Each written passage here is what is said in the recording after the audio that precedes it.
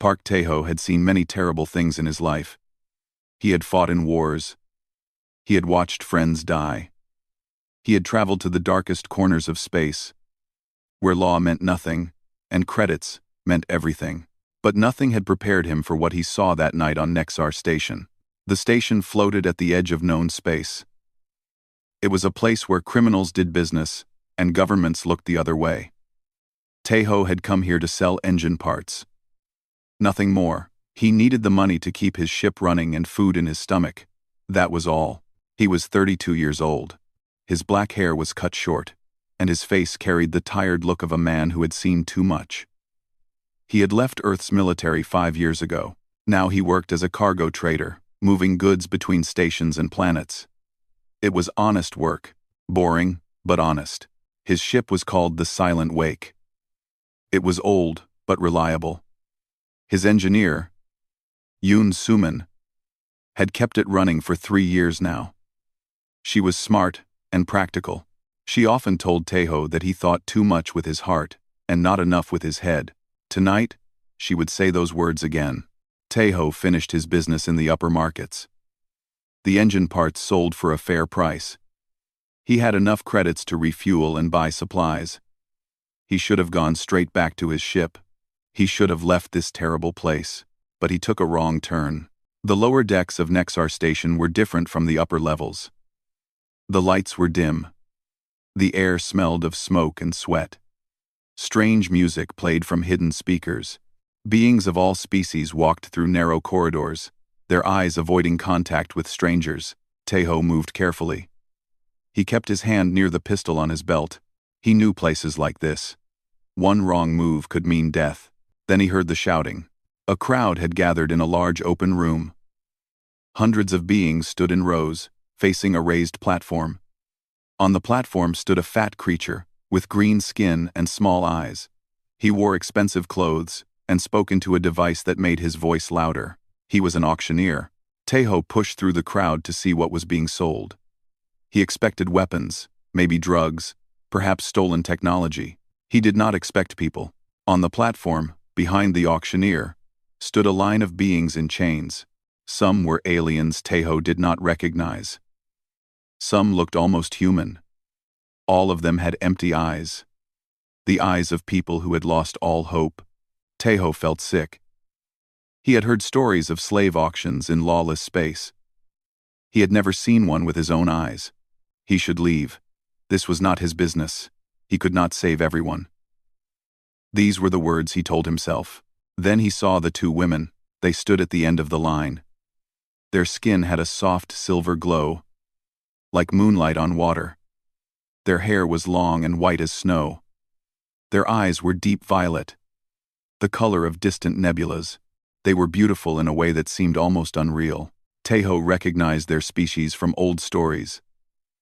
Valorians, a powerful and mysterious race. Their homeworld was hidden somewhere in the galaxy. They rarely left their borders. To see two of them here, in chains, at a slave auction, was almost impossible. The younger one was fighting. She pulled against her chains. She spat at buyers who came too close. Her violet eyes burned with anger and hatred. She was maybe 20 years old. If Valorians aged like humans, the older one stood still. She was perhaps 25. Her face showed no emotion. But her body was positioned between her sister and the crowd. Even in chains, she was protecting her. The auctioneer laughed. 2 Valorian females, very rare, very valuable. Who will start the bidding?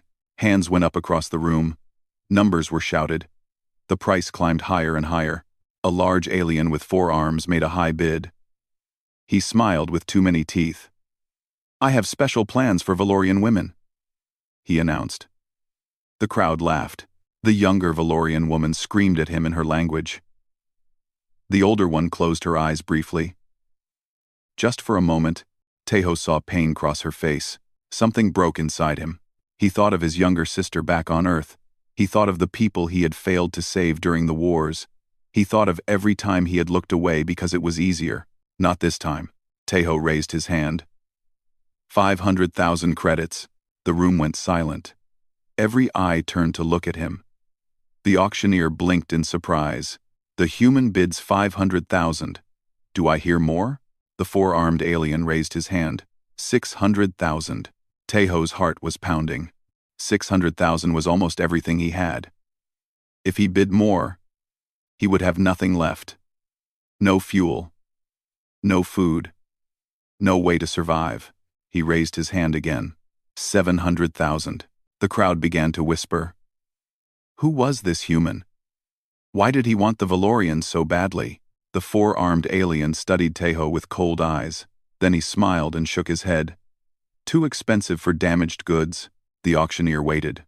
No one else bid. Sold to the human for 700,000 credits. Tejo's legs felt weak. He had just spent everything he owned on two alien women he had never met. Suman was going to kill him. He paid the credits and received a small device. The device controlled the women's chains. He was now their legal owner, according to the laws of Nexar Station. The laws of Nexar Station were not real laws. They were the rules of criminals. Tejo walked to the platform. Guards pushed the two Valorian women toward him. The younger one tried to kick him. The older one simply stared with those violet eyes, trying to understand what kind of creature had bought them. Come with me, Tejo said quietly. I will not hurt you. The younger one laughed bitterly. All masters say that. Tejo did not respond. He led them through the corridors of Nexar Station, toward his ship. He could feel eyes watching him from the shadows. He had made himself a target. People would wonder why a simple cargo trader had paid so much for two slaves. When they reached the silent wake, Suman was waiting at the entrance. Her eyes went wide when she saw the two alien women in chains. Tejo, what did you do? I will explain inside. They boarded the ship. The door closed behind them. Tejo turned to face the two Valorians. They stood together, the older one still protecting the younger. Tejo took out the control device. He pressed the release button. The chains fell from their wrists and ankles. They hit the floor with a heavy sound. Both women stared at him in shock. I did not buy you to keep you, Tejo said. I bought you to free you. Tell me where your home is. I will take you there. The younger one opened her mouth, but no words came out. The older one studied Tejo's face for a long time. She was looking for lies, looking for tricks, looking for the trap that must be hiding somewhere. She found nothing but a tired human with honest eyes. Why? She finally asked. Why would you do this? Tejo thought about the question. He did not have a grand answer. He did not have a noble speech. Because I could not watch, he said simply. Because walking away would have cost me more than 700,000 credits. Suman groaned behind him. We have no fuel. We have no food. We have no money. How are we supposed to survive? Tejo had no answer.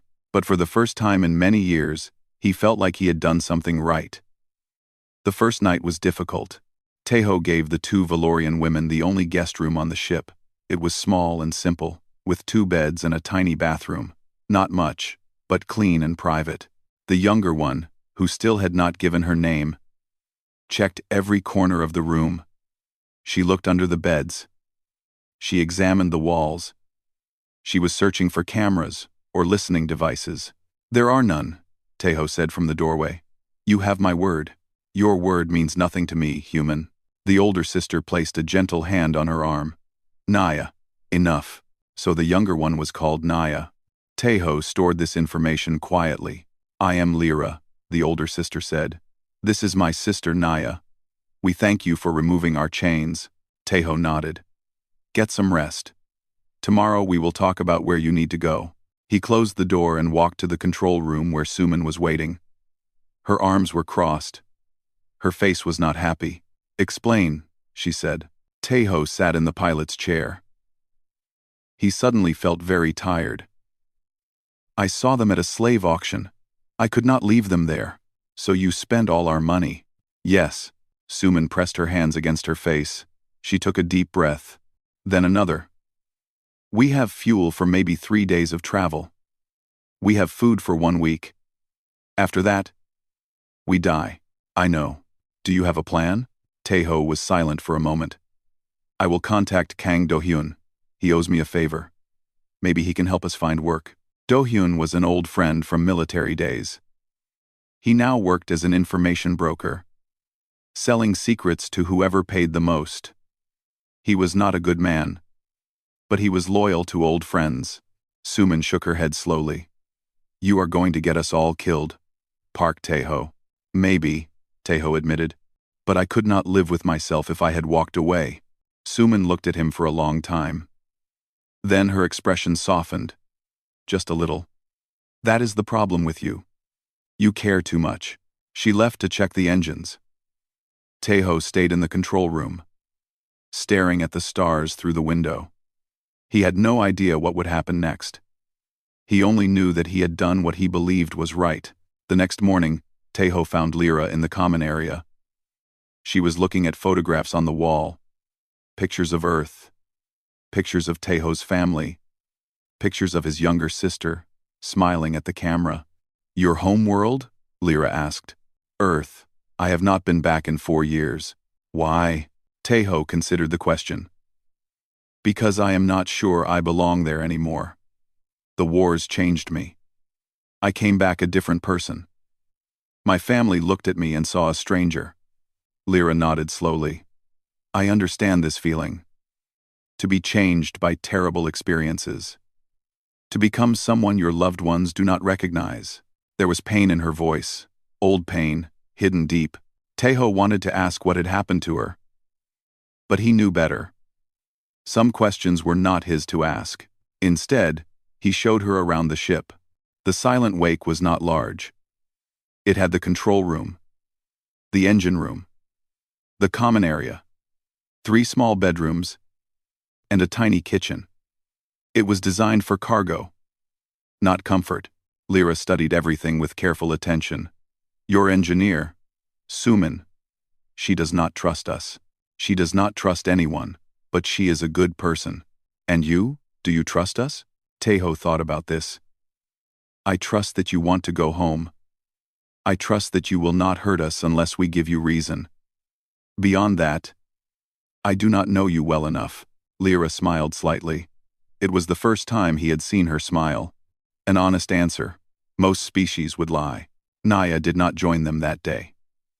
She stayed in her room, refusing food, refusing conversation. Lyra brought her meals and spoke to her through the door. But Naya remained silent. On the second day, something changed. Suman was working on a broken cooling system. The ship was old, and things broke often. She was struggling with a difficult repair when Naya appeared in the engine room. You are doing it wrong, Naya said. Suman looked up with surprise. Excuse me? The connection. You have reversed the flow direction. If you activate it now, the system will overload. Suman stared at her for a moment. Then she looked at her work. Her eyes went wide. You are right. How did you know? Naya shrugged. I studied engineering. Before. She stopped. Her expression became closed. Before everything. Before everything. Suman hesitated. Then she held out a tool. Can you help me fix it properly? Naya looked at the tool for a long time. Tae-ho watched from the doorway, saying nothing. Finally, Naya took the tool and knelt beside the broken system. They worked together for 3 hours. By the end, the cooling system was running better than it had in years. Suman and Naya did not become friends that day. But something shifted. A small bridge was built. On the 3rd day, Tae-ho received a message from Kang Do-hyun. I found you a job, Do-hyun said through the communication screen. A simple delivery. Medical supplies to a mining colony. It pays enough to refuel and buy food. What is the catch? Do-hyun smiled. He was a handsome man with clever eyes. The route passes through territory controlled by pirates. Most traders avoid it. That is why the pay is good. Tae-ho did not like it, but he had no choice. Send me the details. That night, he explained the situation to everyone over dinner. It was the first time all 4 of them had eaten together. Naya sat as far from Tae-ho as possible. But she was present. That was progress. Pirates, Suman repeated. You want us to fly through pirate territory. I want us to survive. This is how we survive. Lyra listened quietly. Then she spoke. These pirates. What do they typically want? Credits. Cargo. Sometimes. Tejo paused. Sometimes they take people to sell. Sometimes. Naya's hands tightened on her fork. So we escaped one auction only to be captured again. That will not happen, Tejo said firmly. I will not let that happen. You cannot promise that, Naya shot back. You are one human with one small ship. What can you do against pirates? Tejo met her eyes. Whatever it takes. There was something in his voice. Something hard and certain. For a moment, Naya saw not a cargo trader, but a soldier. A man who had survived wars. A man who knew how to fight. She looked away without responding. They set course for the mining colony the next morning. The journey would take 5 days through dangerous space. Tejo did not sleep well. He kept thinking about what might happen if pirates found them. He checked his weapons. A pistol. A rifle. Some grenades he had kept from his military days. Not much against a pirate ship. On the 4th day, Lyra came to the control room late at night. Tejo was alone, watching the scanners. You are worried, she observed. Yes. You regret buying us? Tejo turned to look at her. The soft light of the control panels reflected off her silver skin. No, I regret nothing. I only worry about keeping everyone safe. Lyra sat in the co-pilot chair. On my world, we have a saying. The weight of good deeds is heavy, but the weight of regret is heavier. That is wise. My mother taught it to me, before she died. They sat in silence for a while. Outside the window, stars moved slowly past. Somewhere ahead, danger was waiting. Lyra, Tejo said finally. Where is your homeworld? I need to know where to take you after this job. Lyra was quiet for a long moment. When she spoke, her voice was careful. Our home is far from here, very far. And returning there may be complicated. Complicated how? She did not answer the question. Instead, she stood and moved toward the door. Thank you, Park Tejo, for everything. When the time is right, I will tell you the full truth. But not yet. She left him alone with his questions. Tejo stared at the stars and wondered what secrets these Valorian sisters were hiding. He would find out soon enough. The pirates found them on the 5th day. Tejo was in the control room when the alarm started screaming. 3 ships appeared on his scanner, coming fast from behind an asteroid. They were small and fast, built for hunting. All hands, Tejo announced through the ship's speakers. We have company. Everyone strap in. Suman ran to the engine room. Lyra and Naya came to the control room. Their faces were pale with fear. But they moved quickly. Sit there, Tejo pointed to the rear seats. Hold on tight. A voice crackled through the communication system. Cargo ship silent wake. Stop your engines and prepare to be boarded. Resist, and you will be destroyed. Tejo did not stop. He pushed the engines harder. They are gaining on us, Suman reported from the engine room. Our ship is too slow. Give me everything you have. I am giving everything. It is not enough. The pirate ships opened fire. The first shots missed, but barely. Tejo pulled the ship into a sharp turn. Warning lights flashed across the control panel. Another message came through.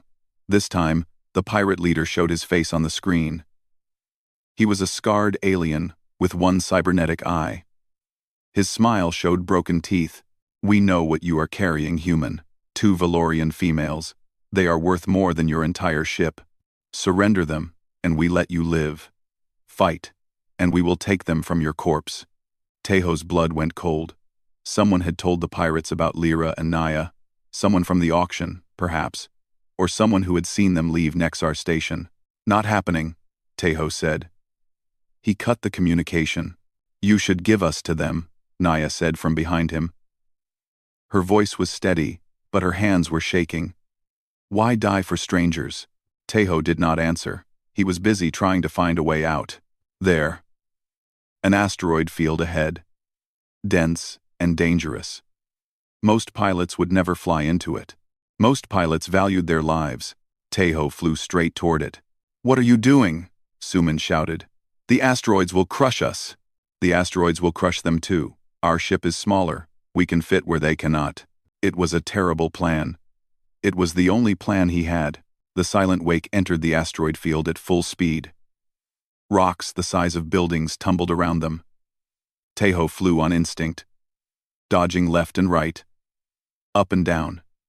His military training came back to him. His hands moved without thinking. One pirate ship tried to follow. It was too slow. An asteroid smashed into its side. The ship exploded in a ball of fire. The other two pirates were smarter. They circled around the asteroid field, waiting for Taeho to come out the other side. But Taeho had another idea. He found a large asteroid with a cave-like opening. He flew inside and cut the engines. The ship went dark and silent. On the scanner, the two pirate ships searched for them, but the asteroid blocked their sensors. "Everyone stay quiet," Taeho whispered. They waited. Minutes passed like hours. Sweat ran down Taeho's face. His heart pounded so hard he was sure the pirates could hear it. Finally, the pirate ships moved away. They had lost their prey. Taeho let out a long breath. They were safe. For now. Then Suman's voice came through the speaker. "Taeho, you need to come to the engine room. Now." Her voice was strange, scared. Taeho ran to the engine room. What he saw stopped him cold. During the chase, a plasma blast had hit the ship. It had not caused a direct explosion, but the energy had burned through the wall. And Taeho had been standing near that wall. A large wound stretched across his side. Blood soaked his shirt. He had been so focused on flying that he had not noticed the pain. Now he noticed. The pain hit him like a wave. His legs went weak. He fell to his knees. "Taeho!" Suman caught him before he hit the floor. "Why did you not say anything?" "I did not." Feel it. His vision was becoming dark at the edges. The fight. Had to. Finish the fight. Suman dragged him to the medical bay. It was a small room with basic equipment. She was not a doctor, but she knew enough to stop bleeding. She worked fast, trying to close the wound. "It is too deep," she said, her voice cracking. "I cannot fix this. We need a real medical station." "How far?" Taeho asked. His voice was barely a whisper. "Too far. Hours away." Lyra appeared in the doorway.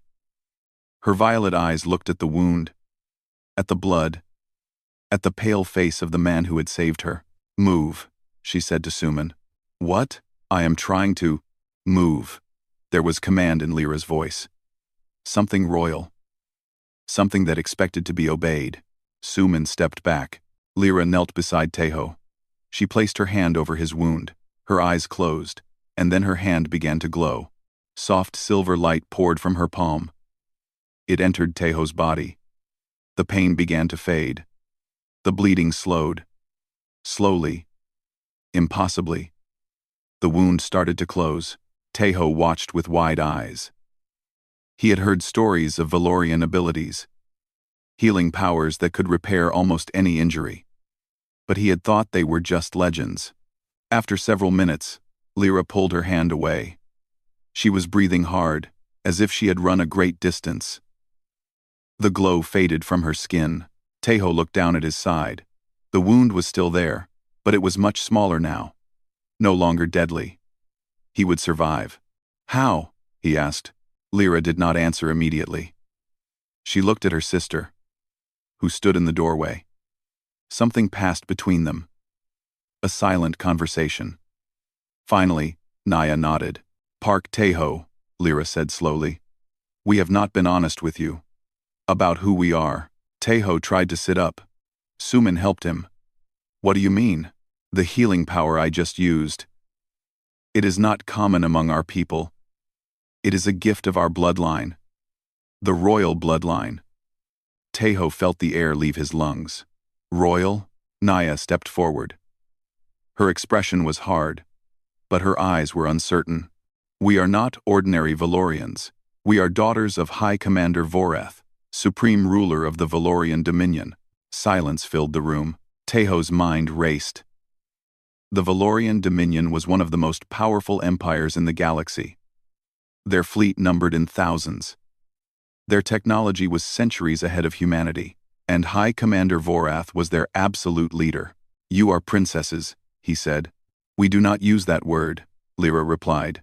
"But yes, we are our father's heirs. How did you end up at a slave auction?" Naya's hands became fists.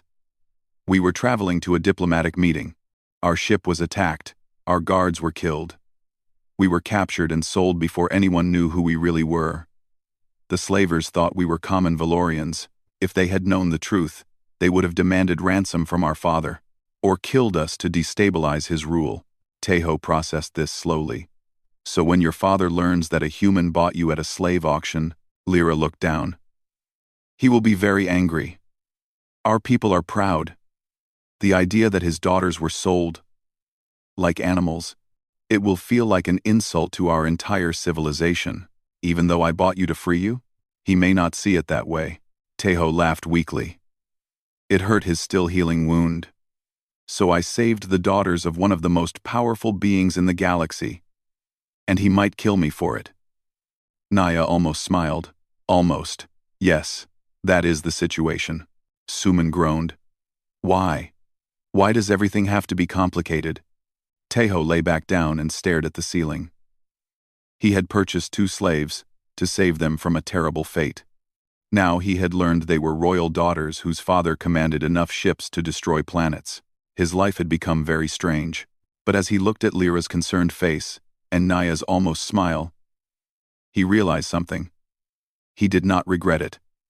Even now, knowing the danger, he would make the same choice again. Some things were worth the risk. They never made it to the mining colony. 2 days after the pirate attack, Teho was resting in his room when Suman's voice came through the speaker. She sounded scared. More scared than during the pirate battle. "Teho, control room. Now." He moved fast, ignoring the pain in his healing side. When he reached the control room, he understood Suman's fear. The scanner showed ships. Not 3 ships like the pirates. Not 10 ships. Dozens of ships. Hundreds of ships. They were appearing from hyperspace all around the silent wake, surrounding it completely, and each ship carried the symbol of the Valorian Dominion. "They found us," Lyra said quietly. She stood beside the scanner, her face pale. Naya stood beside her sister. For the first time since Teho had met her, she looked truly afraid. "Father does not send a fleet this size for a rescue mission. He sends a fleet this size to make a statement." The largest ship Teho had ever seen emerged from hyperspace directly in front of them. It was a flagship. Its size made the silent wake look like an insect beside a whale. Weapons covered every surface. Teho counted 50 visible gun turrets before he stopped counting. A communication request appeared on the screen. Teho's hand hesitated over the button. His mouth was dry, his heart was racing. But he pressed it. A Valorian face appeared on the screen. The alien wore military armor decorated with medals and symbols of rank. His silver skin was darker than Lyra's, and his violet eyes were cold as ice. "Human vessel," the commander said. "I am Commander Vex of the Valorian Imperial Fleet. You are carrying 2 citizens of the Dominion. You will surrender them immediately and prepare to be boarded." Teho found his voice. "Commander Vex, I am Park Teho of Earth. I am not holding these women against their will. I am trying to return them to their home." "Silence, human." Vex's voice was sharp as a blade. "You do not speak. You obey. Surrender the women, or your ship will be reduced to atoms." Teho felt anger rise in his chest. He pushed it down. Anger would not help here. Before he could respond, Lyra stepped forward.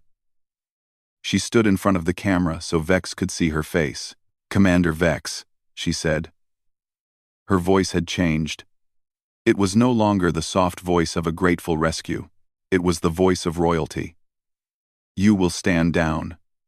This human saved our lives. I will speak to my father directly. Vex's expression shifted. His coldness was replaced by surprise, then by something like worry. Princess Lyra, you are alive. The High Commander will be relieved. The High Commander will hear my words before any action is taken. Do you understand? A long pause. Then Vex nodded slowly. Yes, Princess. I will arrange direct communication with the flagship. The screen went dark. Suman grabbed Teho's arm. Did she just give orders to a military commander? Like she expected to be obeyed? She did. And he listened? He did. Naya was watching her sister with a complicated expression. Lyra was always better at this. The commanding, the royal behavior. I was always the difficult one. Teho could believe that. An hour later, a transport vessel arrived to bring them to the flagship. Teho, Suman, Lyra, and Naya were escorted by Valorian guards in silver armor. The guards did not speak. They did not need to. Their weapons spoke for them. The flagship was called the Throne of Stars.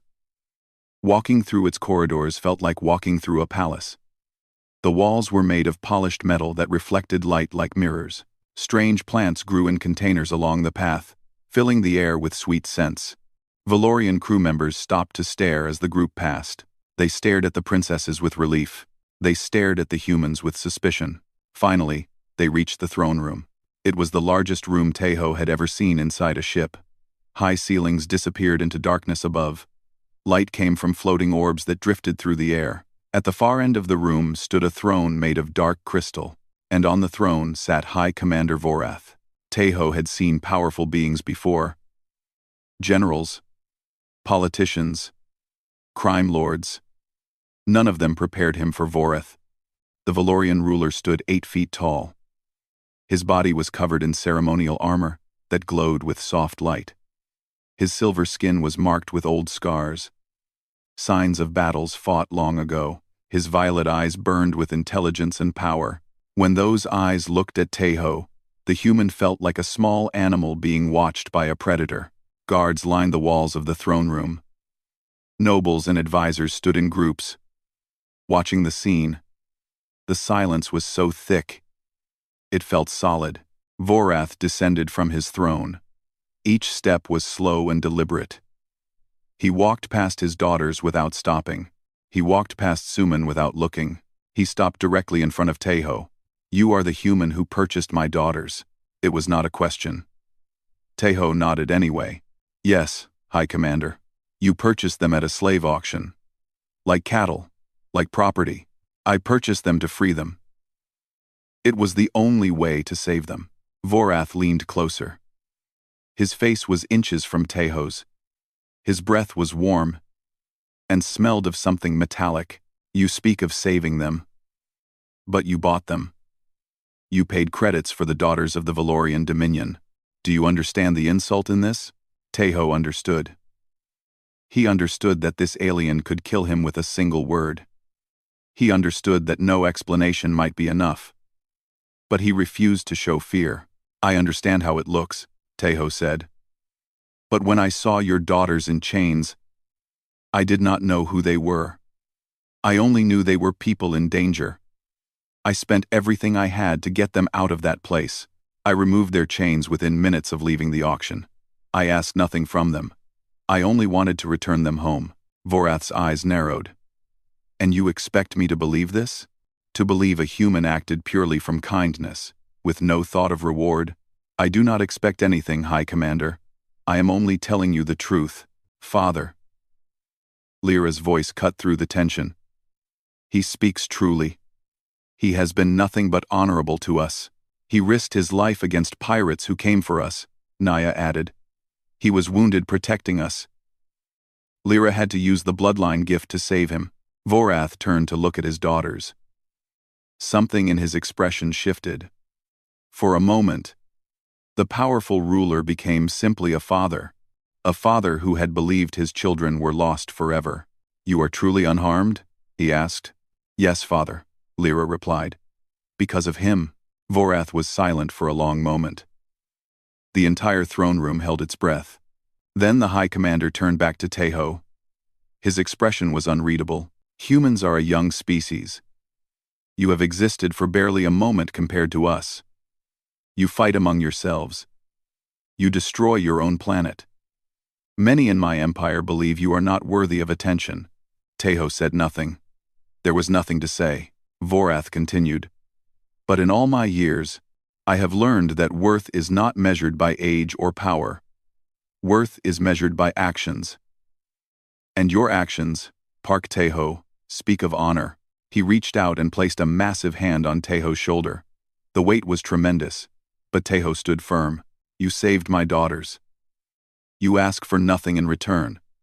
This is rare. In all the galaxy, this is rare. For the first time, Taeho saw something like respect in the alien's eyes, but he also saw that this was not over. Vorath was testing him. The next few days would determine if Taeho lived or died, and whether humanity would gain a powerful ally or a terrible enemy. The next 3 days were the strangest of Taeho's life. He was not a prisoner, but he was not free either. Guards followed him everywhere. They watched him eat. They watched him sleep. They watched him breathe. Suman was kept in separate quarters nearby, equally watched. The silent wake floated in the docking bay of the Throne of Stars.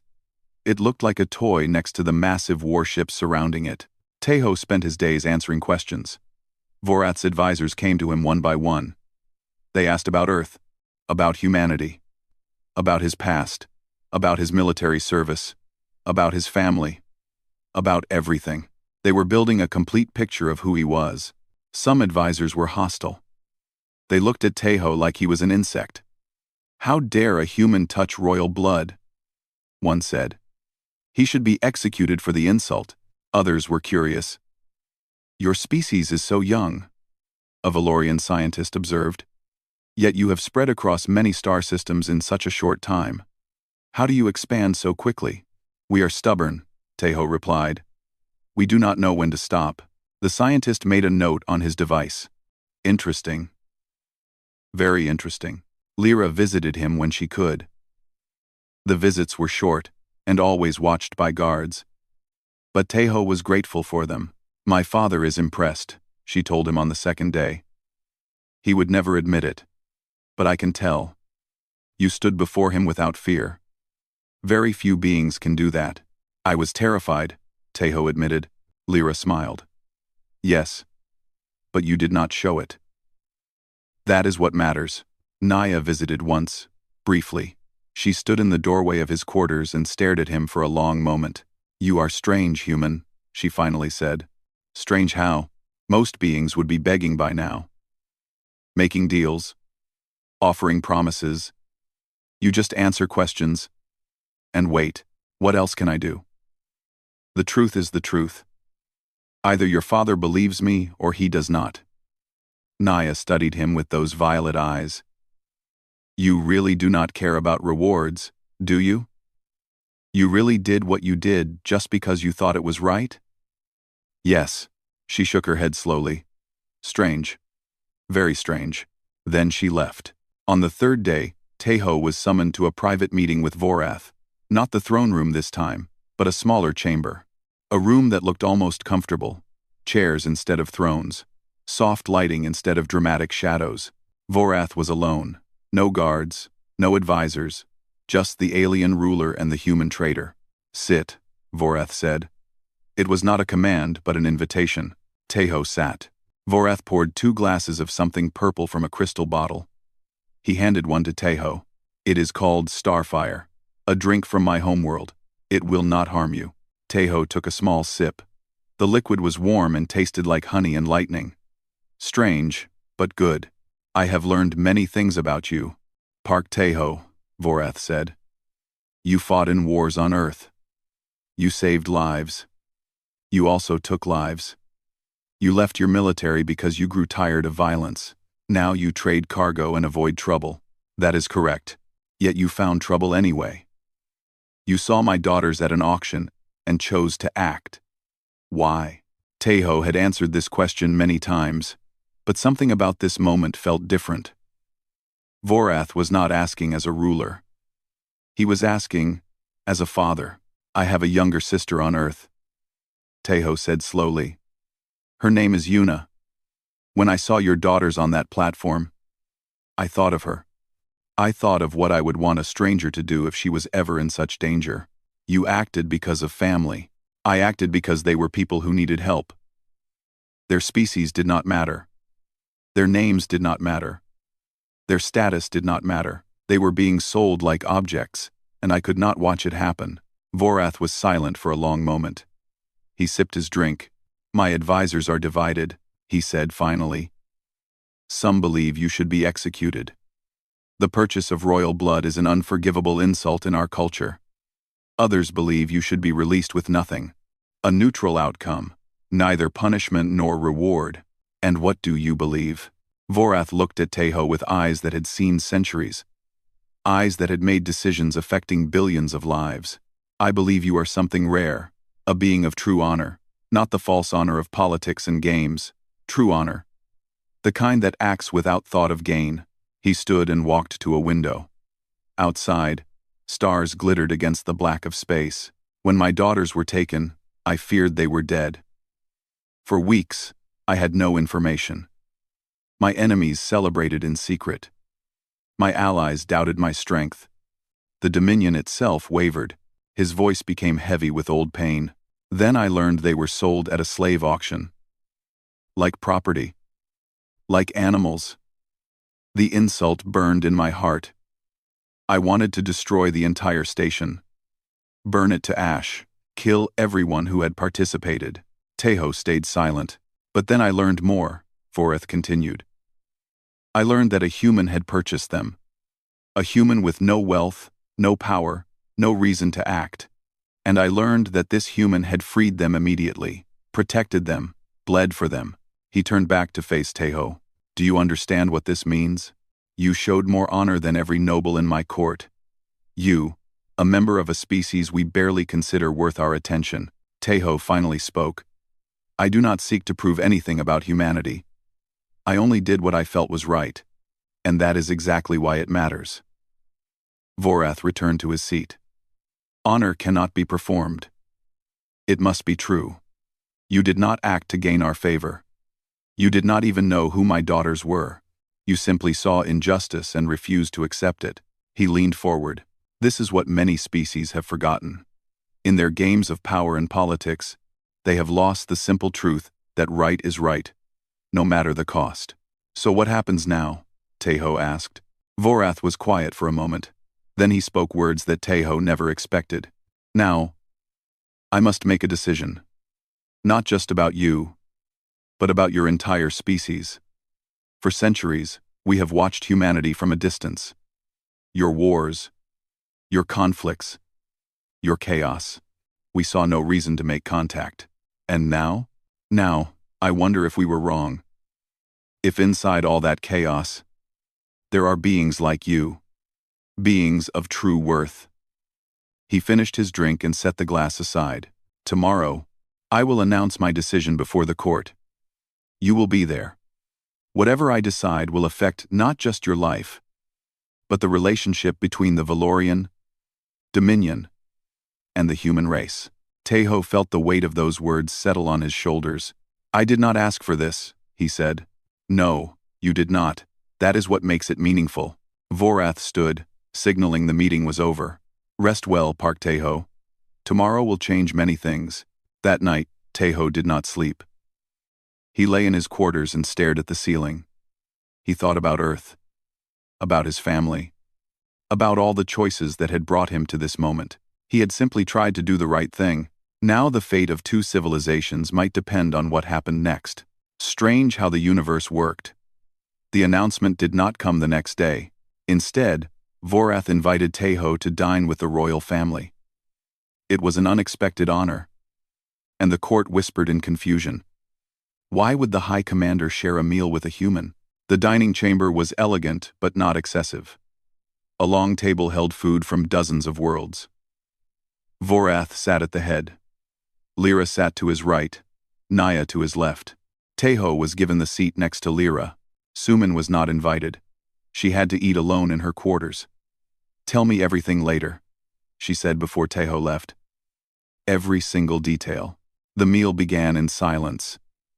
Servants brought dishes one after another. Teho had no idea what he was eating, but it was all delicious. Some foods were sweet, some were spicy, some had flavors he could not describe. You eat like a soldier, Vorath observed, quickly and efficiently. Old habit, Teho replied. In the military, you never knew when the next meal would come. Our soldiers are the same.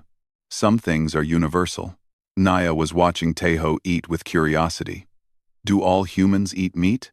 Most do, some choose not to. By choice? How strange. On our world, diet is determined by region and tradition. Personal choice in such matters is uncommon. Humans are very individual, Lyra said. I have been reading about their history. They value personal freedom highly. Sometimes too highly, Teho admitted. Sometimes our freedom leads to conflict. Vorath nodded slowly. We have watched your wars. The ones you fight among yourselves. They are brutal. Yes, they are. Why? You are all the same species. Why do you kill each other? Teho thought carefully before answering. Many reasons. Resources. Religion. Power. Fear of those who are different. Humans are complicated. We have great capacity for love and great capacity for hate. Which is stronger? Teho met the High Commander's eyes. I choose to believe love is stronger. But I have seen much evidence for both. Teho met the High Commander's eyes as Repper. Teho met the High Commanders for both. The conversation shifted to lighter topics. Lyra asked about Earth's music. Teho described everything from ancient instruments to modern digital sounds. She seemed fascinated. We have music as well, she said. But it is very structured. Mathematical almost. Your music sounds more emotional. Humans create art from feeling. Sometimes logic does not matter. Only the emotion. Naya made a small sound. That explains your strange decisions, Teho smiled slightly. Perhaps it does. After the meal, Vorath invited Teho to walk with him through the flagship's observation deck. The space was empty except for the two of them. Great windows showed the stars in all their glory. I have ruled the Dominion for 200 of your years, Vorath said. I have made decisions that affected trillions of lives. Alliances. Wars. Treaties. I have learned that power is not about strength. It is about understanding. Understanding what? Understanding what others value, what they fear, what they hope for. Vorath turned to face the stars. When I look at humanity, I see chaos. But I also see potential. You are young, but you grow quickly. You make mistakes, but you learn from them. Not always. No. Not always. But enough. Vorath was quiet for a moment.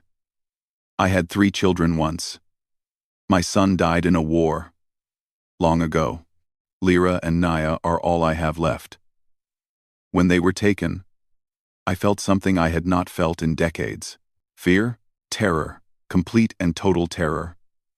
All my power, all my ships, all my weapons, and I could not find my daughters. His voice was heavy with remembered pain. I sent scouts to every corner of the galaxy.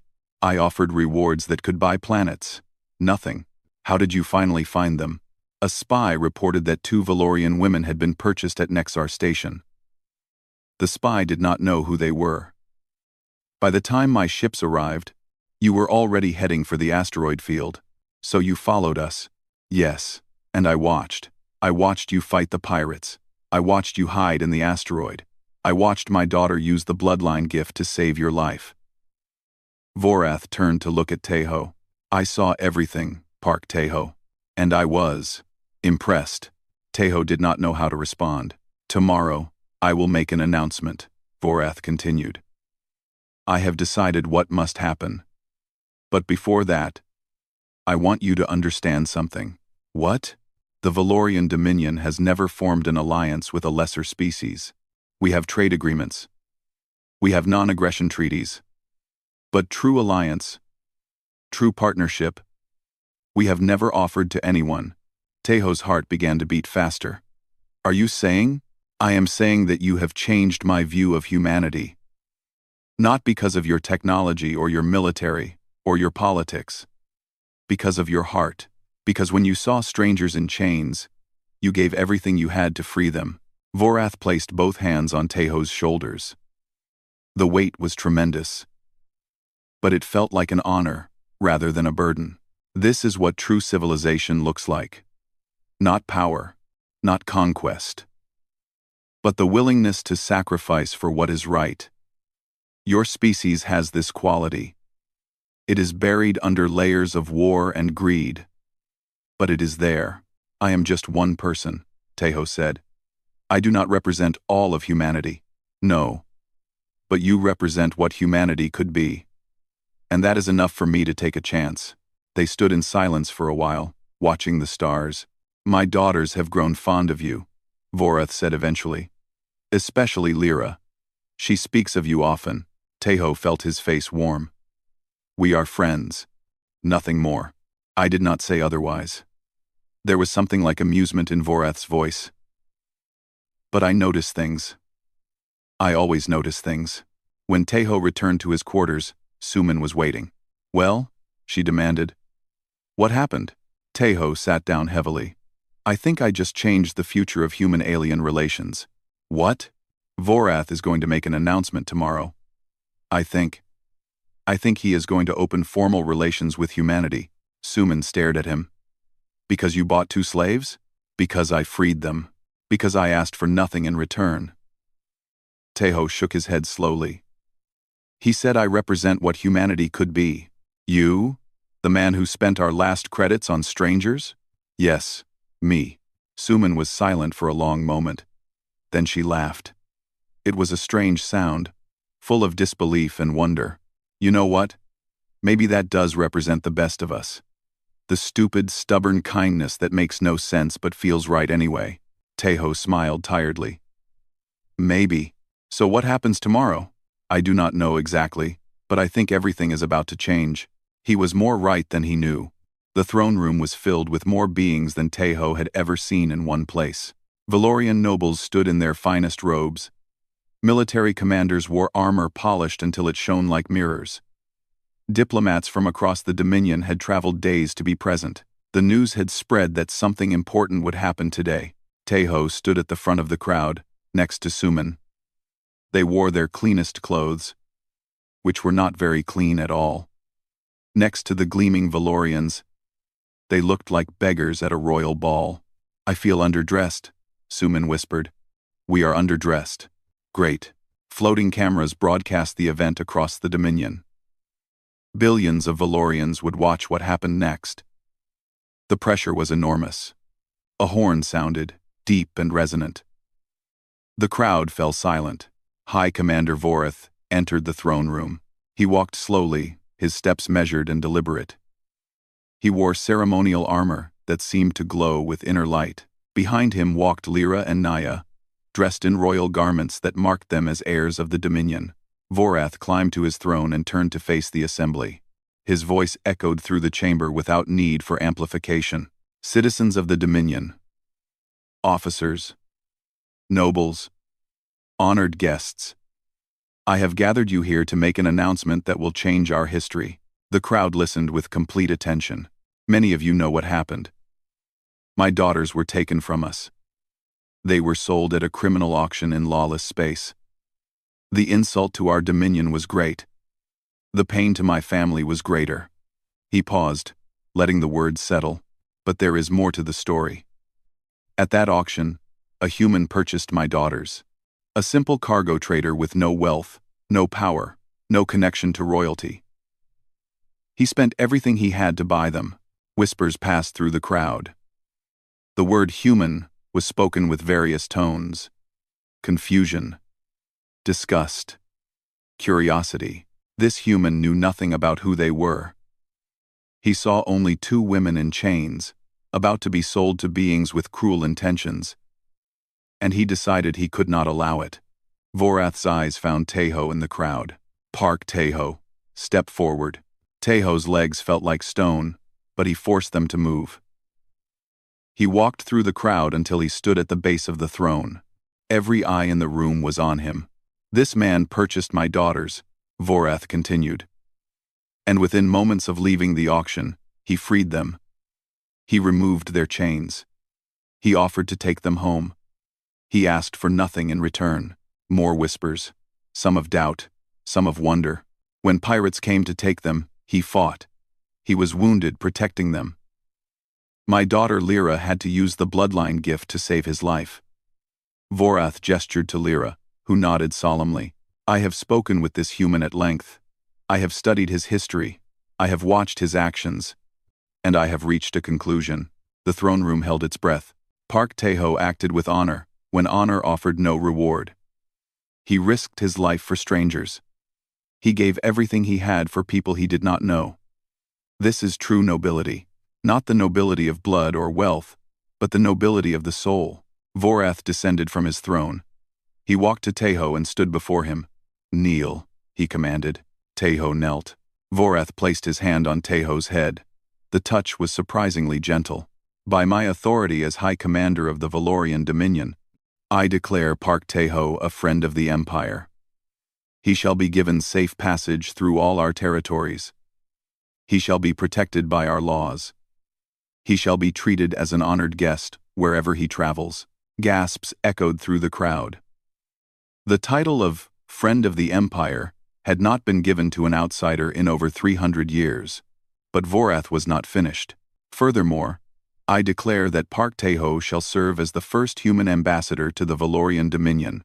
He shall represent his species in our court and help build understanding between our civilizations."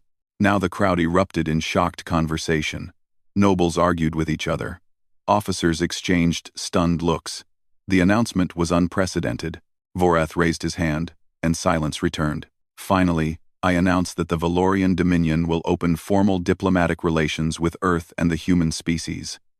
We will establish embassies. We will create trade agreements. We will build a bridge between our peoples." He looked out at his court with eyes that dared anyone to challenge him. "Some of you will question this decision. You will say that humans are too young, too chaotic, too dangerous. And you may be right about some of that, but you will also be wrong about something more important." His voice grew stronger. "I have ruled for 2 centuries. I have seen empires rise and fall. I have watched great civilizations destroy themselves from within. And do you know what I have learned? Strength is not what saves us. Technology is not what saves us. What saves us is the willingness to do what is right, even when it costs everything." He pointed at Teho. This human showed that quality. Not with an army. Not with wealth. With nothing but his heart and his stubborn refusal to look away from injustice. Vorath returned to his throne. "The humans have potential. They are rough. They are young. They make many mistakes. But inside them burns something rare. Something that even we, with all our age and wisdom, sometimes forget. Let us not make the mistake of ignoring them." He sat upon his throne and spoke his final words.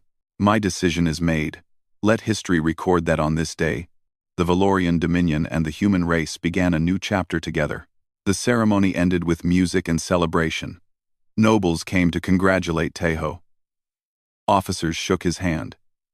Even those who had looked at him with suspicion now showed respect. Lyra found him in the crowd. She was smiling, truly smiling. For the first time since he had met her. "Ambassador Park Teho," she said. "It has a nice sound. I am a cargo trader. I know nothing about diplomacy. You will learn, and I will help you." She took his hand briefly. "You saved us. Now perhaps you will help save many more." Naya appeared beside her sister. She looked uncomfortable in her royal clothes, but her eyes had lost their coldness. "Not bad, human," she said. "Not bad at all." Suman pushed through the crowd to reach them. Her eyes were wet with tears she refused to let fall. "You bought 2 slaves and became an ambassador. Only you, Teho, only you." Later that night, Teho stood at the observation deck alone. The fleet surrounded the flagship like a constellation of steel and light. Soon, Some of those ships would escort him to Earth. He would speak to human leaders. He would try to explain what had happened. He had left Earth years ago as a tired soldier looking for peace. He would return as a bridge between two civilizations, all because he had refused to look away. A message appeared on his personal device. It was from a news service. Already, the story was spreading across the galaxy. Other species were learning about the human who had purchased alien royalty to free them. The headline read, "Human kindness opens door to Valorian alliance." And in the comments, beings from dozens of species wrote the same thing, over and over. Do not underestimate the humans. They are young. They are chaotic. But when they believe something is right, they will sacrifice everything to protect it. Tejo smiled and turned off the device. The stars stretched before him, infinite, beautiful, full of possibilities. He did not know what the future held. But he knew one thing for certain. He would never regret what he had done on Nexar Station. Some things were worth any price. The end.